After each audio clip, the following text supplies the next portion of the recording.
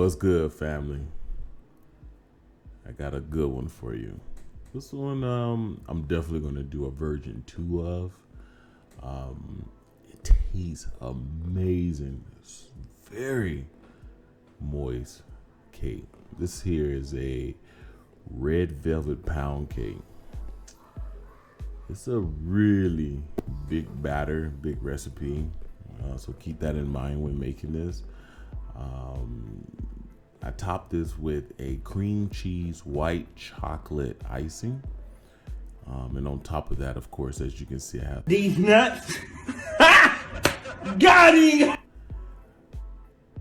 This one calls for sour cream, a quarter cup of cognac, just a whole lot of magic going on to make this beautiful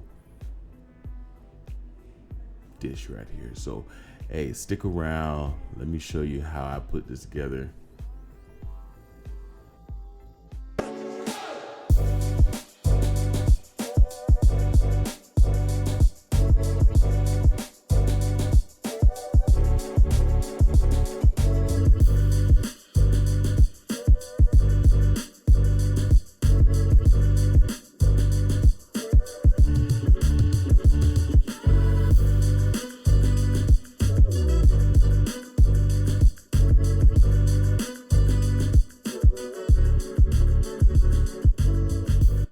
All right, finna get ready to start creaming our butter and sugar.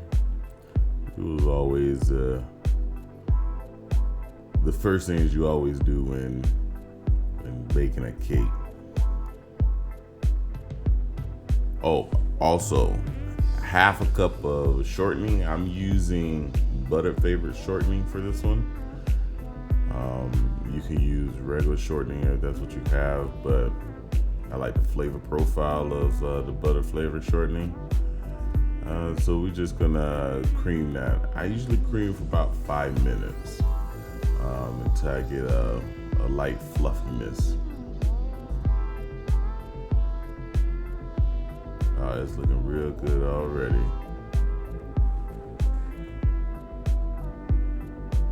To this, I'm gonna go ahead and start adding my eggs one at a time. This recipe will call for 6 eggs, 6 large eggs at room temperature. Anytime that you're baking, you want your eggs at room temperature. Obviously, butter should always be softened or set out at room temperature as well.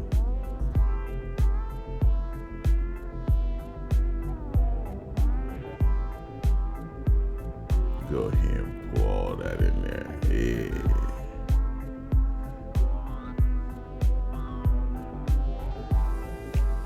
So I'm gonna let this ride probably for another 2 to 5 minutes. I'm gonna add some vanilla flavor and a tablespoon of espresso. So a tablespoon of vanilla flavoring and a tablespoon of espresso. Now I'm gonna go ahead and add my cup of buttermilk.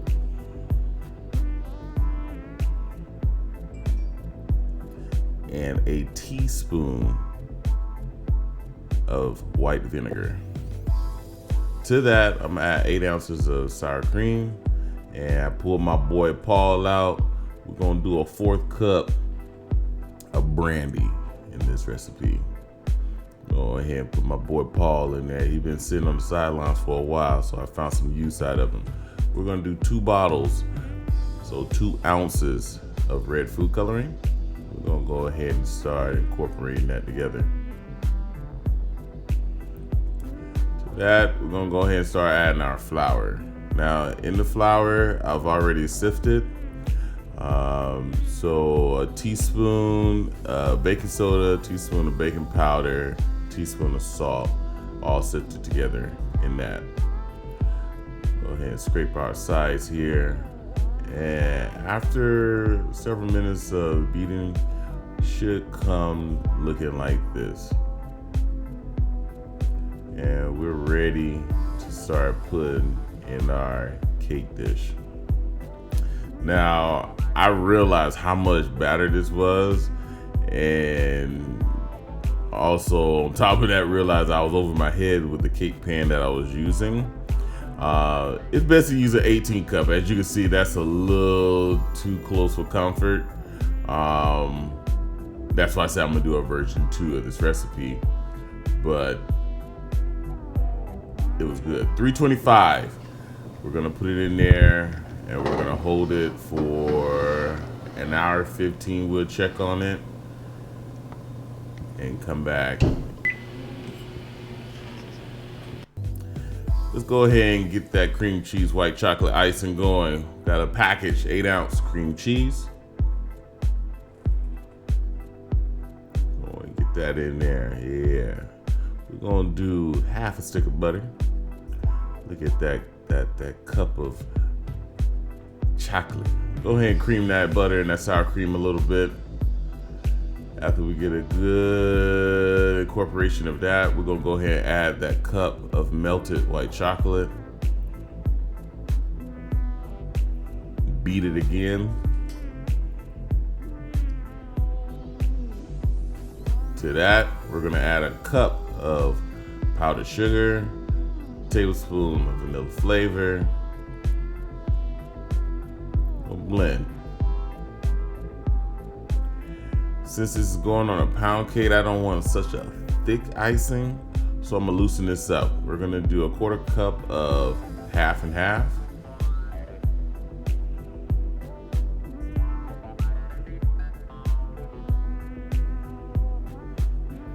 Mix that in, see it don't look like this. Nice and light, but it's good. Let's check on that cake. And take your cake tester and check it. Make sure it comes out clean, but we should come out like this again. As you can tell, we went overboard on this one. Bigger cake pan, or do cupcakes. You don't have to use a whole batter. And that's all. And go ahead and put the ice on there, top it off with the pecans, and give it a try. Again, this could make cupcakes, mini bundt cakes, whole loaf, but it's a really good moist cake. So check it out. Let me know what you think. Thank you.